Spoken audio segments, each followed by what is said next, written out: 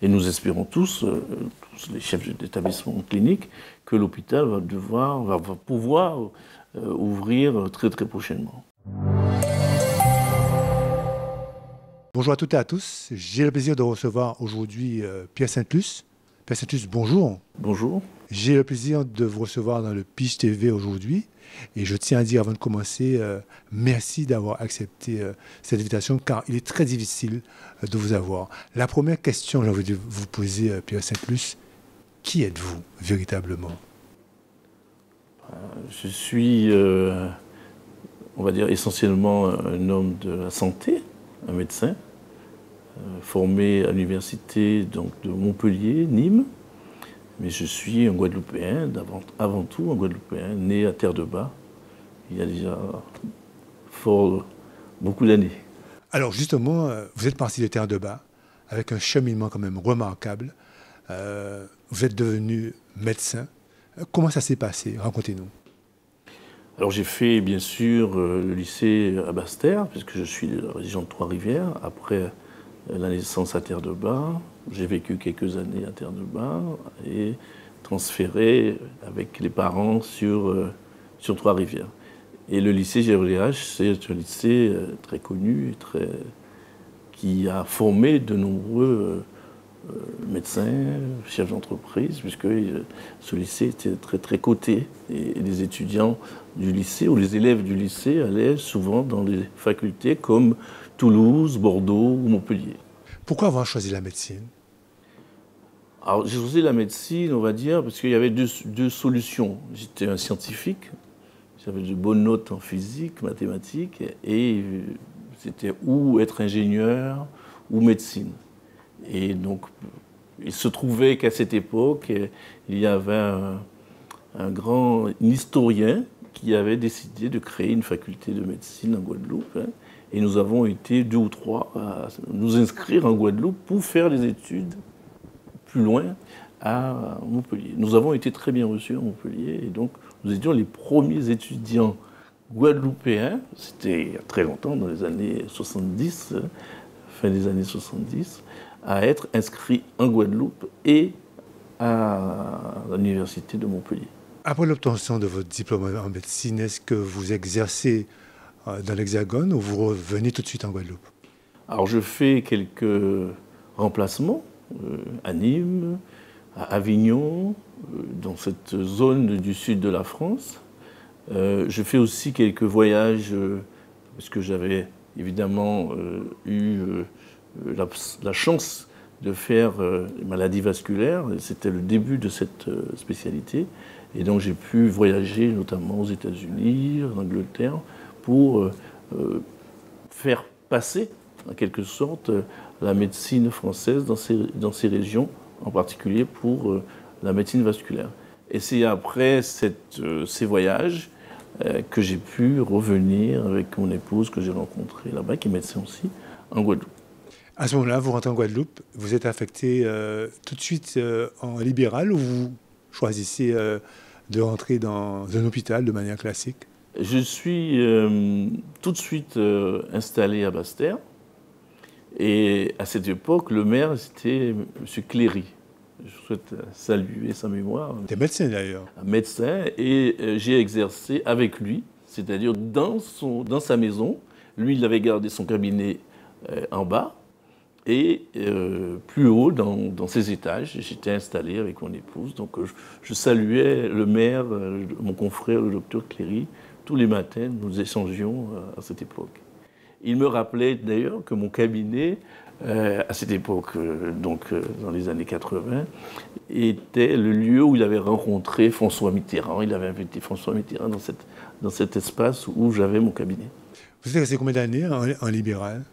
Ah ben, tout le temps. Tout le temps. J'ai toujours fait quelques missions pour le centre hospitalier ou ailleurs, mais j'étais principalement libéral. À quel moment vous est venue l'idée de créer une structure qui vous appartient?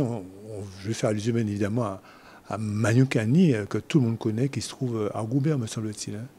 Alors c'est probablement mes voyages, et en particulier mes voyages aux États-Unis, à Seattle, qui ont éveillé en moi la possibilité d'avoir une structure de santé, une clinique où on pouvait faire aussi de la recherche, pour faire des choses un peu différentes que entrer dans le centre hospitalier classique, on va dire. J'avais été approché, il est vrai, à l'époque par le président Proto, qui était venu me rencontrer en France parce qu'il souhaitait que j'intègre le centre hospitalier. On avait quelques projets, mais ça n'a pas abouti. J'ai préféré rester dans le libéral. Est-ce que ça a été facile pour vous de mettre en place ce centre qui était novateur à l'époque? C'était très difficile, hein, vous le savez. Donc, ça a été très compliqué parce que, aussi bien au niveau technique qu'au niveau des autorisations, puisqu'il a fallu des actions fortes de quelques personnalités qui m'ont accompagné, comme le professeur Juminaire, comme mon cousin, le docteur Alex Falémé, que je souhaite saluer, parce que c'est un exemple pour moi, ce médecin. Et je rappelle qu'il était chirurgien au centre hospitalier donc de Guadeloupe. Le professeur Bastaros, ces personnalités ont bataillé pour que l'ARS, à l'époque ça s'appelait ARH, puisse aller dans le sens d'une autorisation de cet établissement de Rivière-Sens. Qu'est-ce qu'on trouve de particulier dans cet établissement qui est différent d'une clinique traditionnelle? Alors c'est l'une des premières cliniques à avoir eu un bassin de rééducation, avant même l'établissement de Bouillante, qui est la référence, hein, Selborne.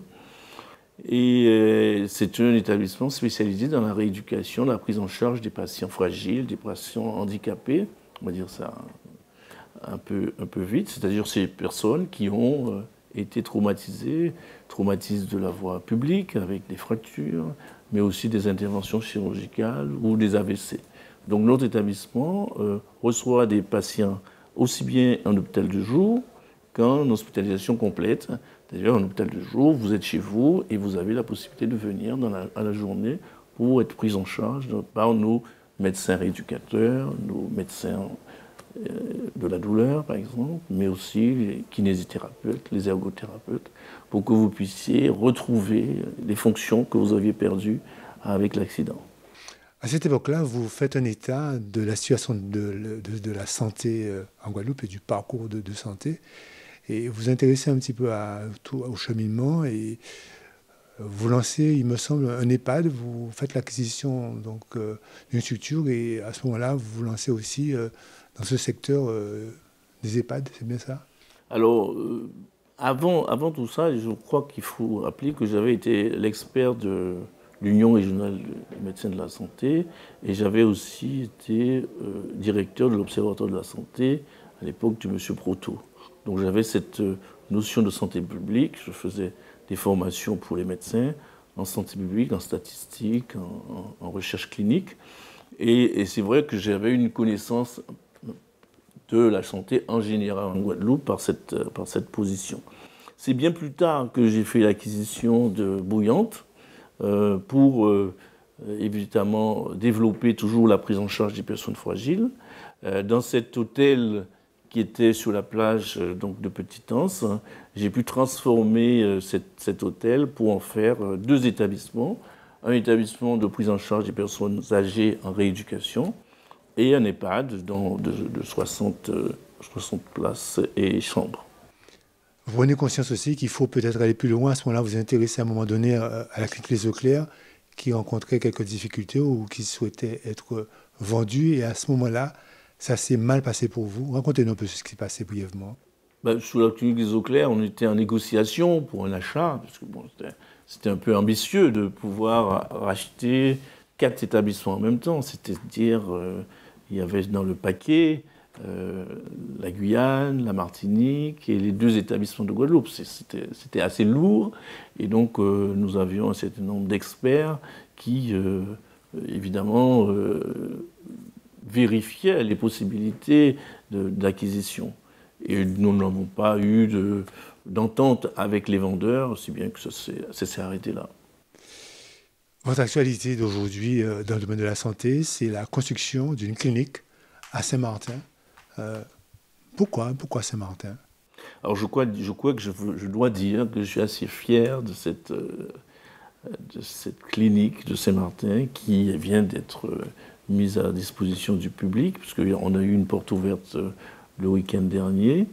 Le public saint-martinois est ravi, et parce que c'est un établissement neuf sur 5000 m², disponible pour les autres personnes de la Caraïbe, hein, en particulier pour Sint-Maarten aussi, puisque nous avons rencontré le Premier ministre Luc Marcelina de la partie de Sint-Maarten, qui est ravi de coopérer avec nous aussi, parce que dans cette zone, il n'y a pas de prise en charge de rééducation comme on peut le voir dans notre région de Guadeloupe.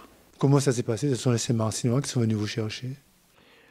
C'est tout à fait un hasard, puisqu'il y avait une demande importante déjà, et la société qui devait construire n'a pas eu les possibilités de le faire, pour des raisons peut-être financières, techniques. Et nous avons pu acheter le terrain des mains de la SEM-SAMA, juste proche du centre hospitalier de Saint-Martin. Et la construction est là, à 2 pas du centre hospitalier. Donc nous n'avons qu'une coopération tout à fait intéressante entre cette partie aiguë, cette partie qui est l'hôpital, avec sa chirurgie, sa gynécologie obstétrique, avec sa médecine, et nous, l'aval, pour la prise en charge, en rééducation et en soins de suite. Quel sera votre prochain challenge dans le domaine de la santé en Guadeloupe? Alors il va falloir déjà développer cet établissement de Saint-Martin, parce que c'est une grande chance que d'avoir cette clinique neuve, grande, qui n'a pas encore pu ouvrir tous ses espaces. Et nous sommes aujourd'hui, on va dire, au tiers de son développement. Donc il y a encore beaucoup à faire, déjà en coopération avec les autres îles. Et je veux aussi citer le président de Saint-Barthélemy, qui nous a rendu visite et qui souhaite coopérer ardemment avec notre établissement. Donc il y a encore beaucoup à faire. Je crois que c'est déjà bien. Concernant la Guadeloupe, qu'est-ce qui reste à faire, selon vous, pour que l'offre de santé soit plus performante? Alors là, la santé, c'est le centre hospitalier qui doit ouvrir. Parce que pour le reste, dans le privé, il y a une limitation, vous savez, de la construction et de la mise en place des différents services. On a un schéma régional de santé qui est quand même assez bien fourni. Donc il s'agit maintenant de moderniser les cliniques et aussi de participer en coopération avec l'hôpital à son développement. Et nous espérons tous les chefs d'établissement clinique, que l'hôpital va pouvoir ouvrir très très prochainement.